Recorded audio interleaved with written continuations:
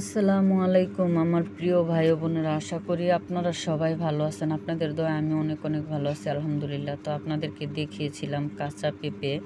তো আজকে সেই পেঁপেটা পেকেছে, বাস থেকে নিয়ে চলে আসলাম।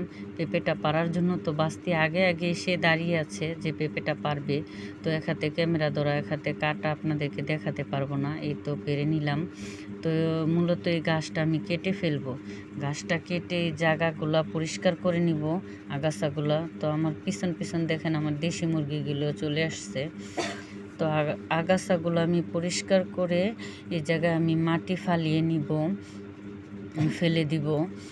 তো এই দেখুন কি অবস্থা আমার সবজি বাগানের।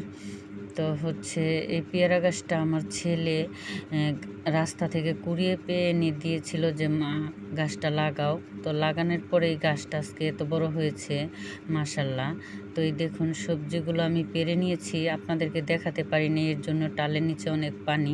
তো দুটো কাঁচা পেঁপে, একটা পাকা পেঁপে আর ধুন্দুলগুলো আমি পেরে নিয়েছি।